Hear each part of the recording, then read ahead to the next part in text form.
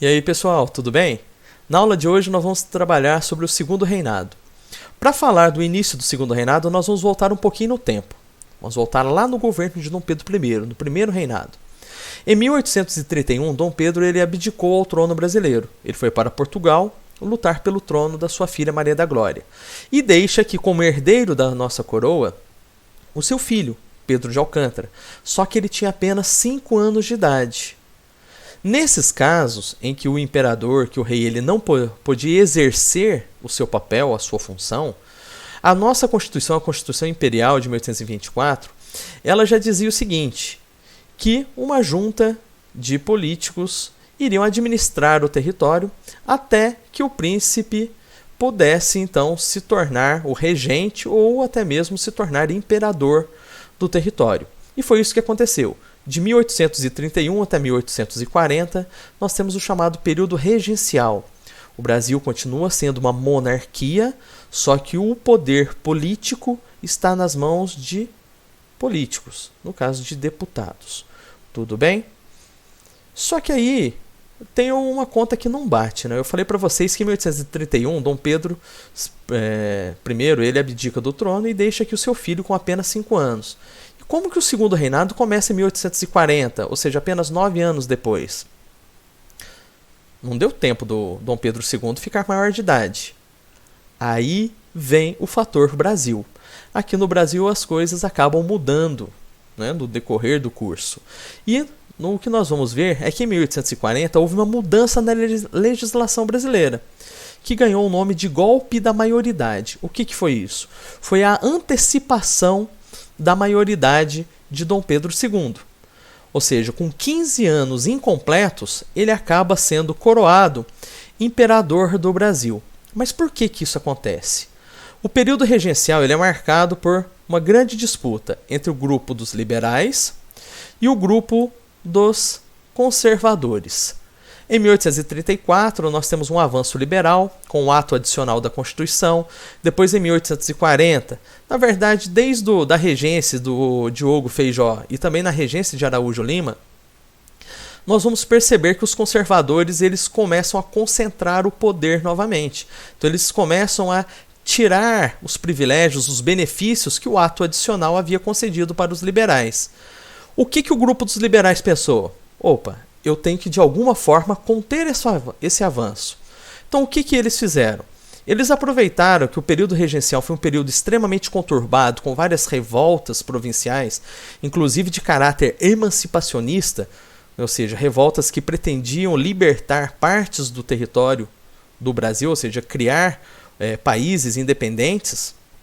Eles aproveitaram esse momento de instabilidade e começaram a divulgar uma ideia de que era necessário que Dom Pedro II assumisse o trono brasileiro, porque somente a figura do imperador poderia salvar a nação, ou seja, poderia manter a unidade territorial, poder manter a unidade política no território. E com isso eles criaram um movimento que ficou conhecido como Clube da Maioridade, que defendia então a antecipação da maioridade de Dom Pedro II. E foi isso que aconteceu. Em 1840, nós temos então a promulgação dessa lei. Dom Pedro II assume como imperador do Brasil com 15 anos incompletos. Um fato interessante é chamado de eleições do cacete. Por que do cacete? Por conta da violência. Logo que Dom Pedro ele assume, é necessário formar o seu gabinete ministerial. Qual foi o grupo que lutou pela antecipação da maioridade de Dom Pedro? Qual foi o grupo que estava ali do lado dele? Os liberais. Então, os liberais, estando no poder, eles vão manipular, eles vão fraudar as eleições para a Câmara dos Deputados. Ainda bem que não existe mais fraude no Brasil. Tá? E depois disso também não existiu mais. Período da República, nunca teve. O que vai acontecer? Eles vão forçar as pessoas a votarem nos candidatos do Partido Liberal, eles vão adulterar as urnas, eles vão criar eleitores, ou seja, eles vão qualificar pessoas como eleitores, só que pela legislação eles não poderiam. Os conservadores vão pressionar Dom Pedro e ele acaba anulando essa eleição. A questão é, os conservadores não cometiam fraudes? Cometiam também, só que nesse caso os liberais foram mais eficientes. Para evitar a briga, o que o Dom Pedro fez? Cancela as eleições e faz novas eleições, então, para a Câmara dos Deputados. Aqui eu tenho uma charge que sempre cai em prova, já caiu no Enem, e é bem interessante ela. Nós temos aqui a figura central de Dom Pedro II, dá para ver caracterizado pela barba e também pela coroa, como se fosse um carrossel. Então ele vai girar ali os cavalinhos, e de um lado nós temos uma moça, que representa então a liberdade, seria o Partido Liberal, e do outro lado nós temos um senhor de terno que vai representar então a figura masculina dos proprietários de terra, que seria então o Partido Conservador. Por que nós temos muito essa charge? Porque o Dom Pedro II ele vai ser muito habilidoso nessa questão. Lembra que eu falei que no período regencial havia uma grande disputa entre liberais e conservadores? O Dom Pedro ele vai criar uma forma de acabar com isso. O que ele vai fazer? Ele vai alternar esses grupos no poder. Num mandato, ele forma um ministério composto por liberais. No outro, ele forma um ministério composto por conservadores. Então, dessa forma, ele vai fazendo essa alternância, esse jogo político. E por isso nós temos essa senhora aqui, que é a velha diplomacia. Então, através da diplomacia, o Dom Pedro II ele consegue alternar os grupos no poder e ele consegue ser uma figura ímpar. Por quê? Liberais vai ficar contra Dom Pedro? Não. Porque se agora ele não está no poder, na próxima eleição ele pode estar no poder. Ou a mesma coisa acontecia com os conservadores. Então os dois grupos mantinham uma proximidade e acaba seguindo o pensamento de Dom Pedro II, para que numa futura eleição eles pudessem então estar compondo o gabinete.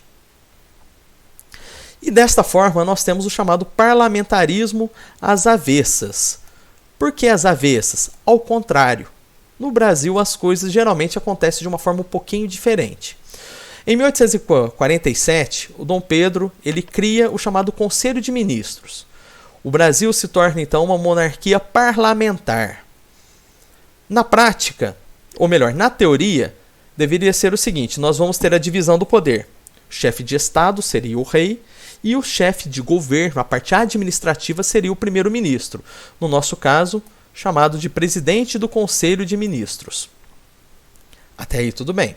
Só que a questão é, se a gente for pegar as monarquias parlamentares de hoje em dia, você tem a eleição para as câmaras dos deputados e os deputados escolhem dentro deles, dentro dessas pessoas que foram eleitas, um representante para ser o primeiro-ministro. No caso do Brasil era um pouquinho diferente. Nós vamos perceber que a figura do imperador ela vai ser central. Ela vai continuar no centro da política brasileira. Por quê?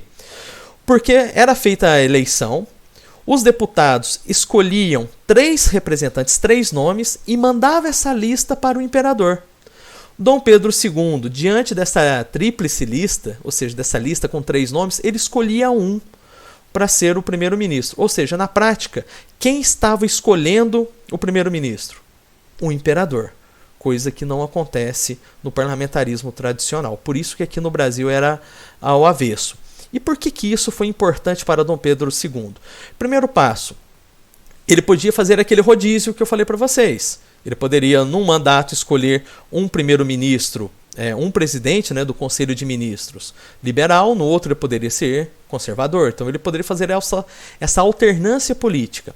Um outro detalhe interessante é que isso aqui vai evitar, ele vai blindar a figura do imperador. Vai tirar de qualquer desgaste político. Por quê? Se acontecesse alguma coisa ruim, ele dissolvia o ministério, convocava-se novas eleições e escolhia outro. Ou seja, a culpa, o problema, não era do imperador, era daquele ministério. Então isso vai acabar blindando a figura de Dom Pedro II e fazendo com que ele seja visto até hoje como um político extremamente habilidoso.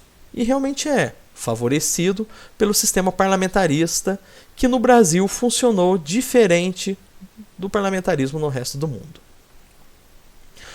A economia no Segundo Reinado também é um outro fator que vai trazer estabilidade para o Brasil.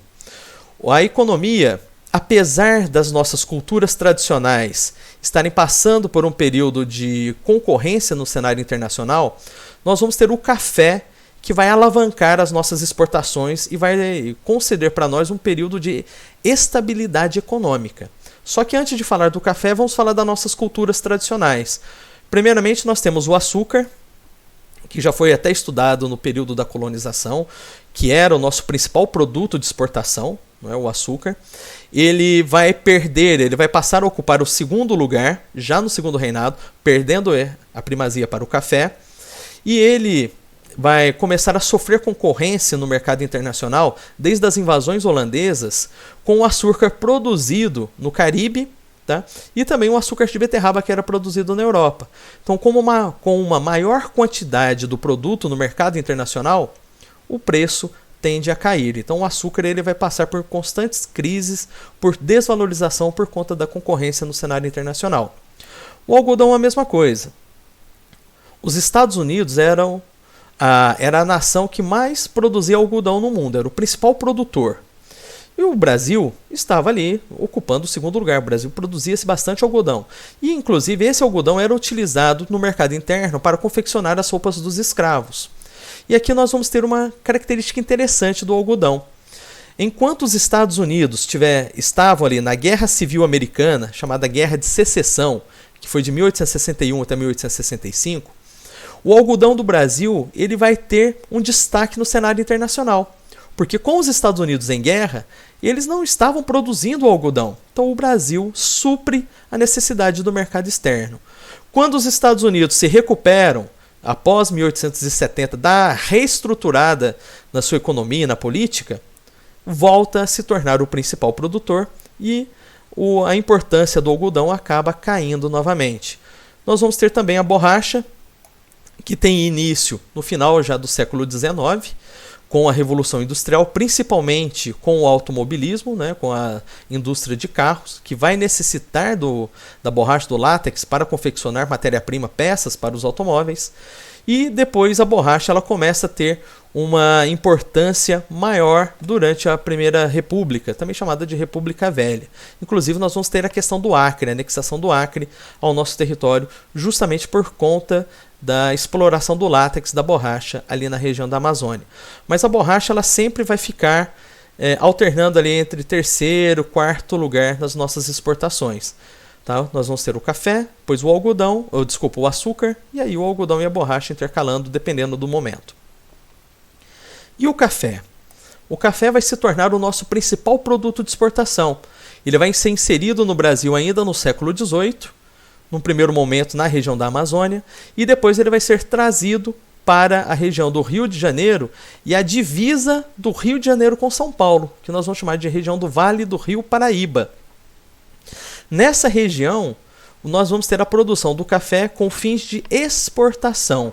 Então aí o café vai acabar crescendo na nossa balança comercial. A importância do café vai acabar aumentando.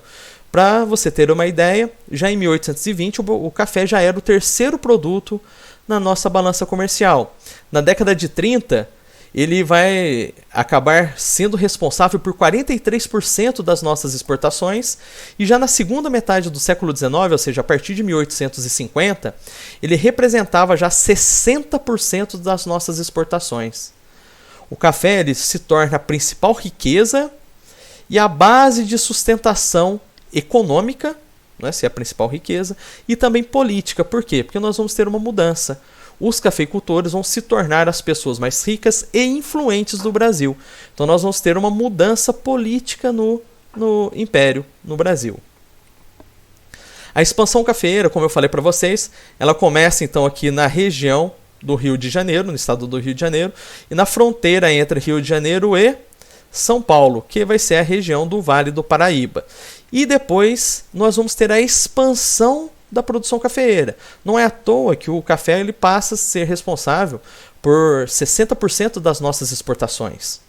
Então, num primeiro momento, lá, de 1840 até 1865, o café ele vem para o Rio de Janeiro, Espírito Santo, a divisão, a região que nós chamamos hoje de Zona da Mata, região que é de fronteira do Rio de Janeiro com Minas Gerais, vem para o interior de São Paulo, e depois de 1865 até 1885, nós temos a extensão então para essa região aqui do Oeste Paulista. E aqui nós vamos perceber uma coisa interessante. Bom, enquanto está aqui Espírito Santo, Colatina, Vitória, Cachoeiro do Itapemirim, dá para perceber que você tem uma proximidade grande com o litoral. Você vai ter uma facilidade para escoar essa produção. Mas a partir do momento em que a produção começa a ir para o interior, principalmente para essa região do oeste paulista, é necessário você começar a pensar de formas de escoar essa produção cafeeira, tendo em vista que o café ele era uso interno, mas principalmente voltado para o mercado externo, é um produto de exportação. Então nós podemos dizer que o café, além de trazer esse desenvolvimento econômico, ele vai contribuir para a modernização do Brasil, principalmente a questão das ferrovias. As ferrovias foram instaladas no Brasil com o objetivo de escoar a produção. Dá para nós percebermos aqui então que vai sair ali do Porto de Santos, tá? E vai vir até o interior de São Paulo, Casa Branca. Daqui vinha um ramal ferro que chegava até Guaxupé. E vai ser o grande responsável. Por quê? Porque os donos, os proprietários rurais, eles tinham que dar um jeito de ampliar, de facilitar esse escoamento, que no primeiro momento era feito no lombo de mula. Então você colocava ali, você comprava ou alugava, né, as mulas, colocava os sacos de café no lombo delas e você vinha então trazendo até o principal porto de exportação, que vai ser Santos e também o Rio de Janeiro. O que vai acontecer aqui? Nós vamos ter uma facilidade, um aumento então dessa produção. Por isso que dá para perceber que com o passar do tempo, a produção do café no Brasil vai aumentar demais. Nós vamos ter o período que nós vamos chamar a Era Mauá, que vai ser um período em que o Barão de Mauá ele vai investir principalmente na questão das ferrovias. Ele vai construir a primeira ferrovia Santos-Jundiaí. Então nós vamos ter aqui, interligando a região de São Paulo até o Porto de Santos, o porto um dos principais portos de exportação. As ferrovias, além de ter o caráter econômico, que seria escoar a produção, também vai facilitar a ocupação do interior do território, coisa que não existia. O interior do território era muito vazio. Então, com a necessidade de você encontrar terras propícias para a produção de café e com a facilidade de você ter as ferrovias para escoar a produção, o interior do território passa a ser ocupado. E, ao você ocupar o interior do território, começa a surgir também núcleos urbanos no interior do território. Então, com isso, começa a desenvolver o Brasil, começa a modernizar o interior do território, graças ao café. E com o café também, nós vamos perceber que há uma tentativa de desenvolver a indústria nacional. Como que foi feito isso? Chamada Tarifa Alves Branco. Foi uma modificação, foi uma medida protecionista, uma modificação da tarifa alfandegária.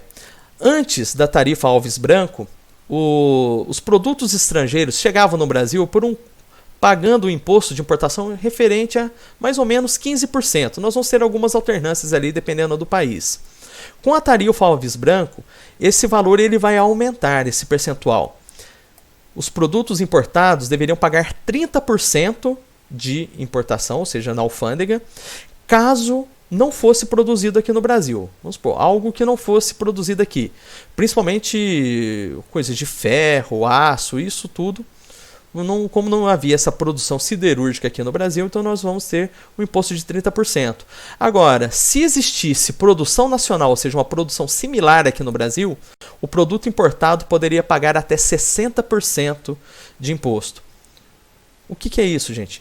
É uma medida protecionista. O governo brasileiro estava tentando proteger o desenvolvimento, o início do processo de industrialização no Brasil. Quem foi que ficou mais descontente com essa tarifa Alves Branco? Qual país do mundo? A Inglaterra, que era a nação mais industrializada na época. Então a Inglaterra começa a pressionar o governo brasileiro e em meados de 1860 nós temos então o fim da tarifa Alves Branco. Mas nesse primeiro momento foi extremamente importante por 3 motivos. Vai aumentar a arrecadação do governo, então o governo vai aumentar os seus impostos, lembrando que o Brasil não tinha muitas indústrias, então você tinha que importar muita coisa. Ao importar muita coisa, o governo vai estar ganhando dinheiro com isso. É lógico que vai diminuir o volume das importações, porque o produto vai se tornar mais caro. vai estimular a produção nacional, ou seja, fábricas começam a ser abertas, iniciadas aqui no Brasil, para substituir a importação, que estava ficando muito caro. E com isso, nós vamos ter uma mudança importante. Grande parte do capital, do dinheiro, que era conseguido com a venda do café e também com a escravidão, começa a ser empregado nas indústrias aqui no nosso território. Então isso foi extremamente importante. Porém, com pressões inglesas, que vão pressionar e vão acabar obtendo o apoio de alguns políticos, na década de 1860, essa tarifa acaba caindo por terra. Essa foi a nossa primeira parte. Não perca a nossa próxima aula do Segundo Reinado, em que nós vamos falar da questão dos imigrantes, a questão da abolição da escravidão e o fim do Segundo Reinado e a proclamação da República. Tudo bem? Pessoal, aguardo vocês então e até a nossa próxima aula. Até mais!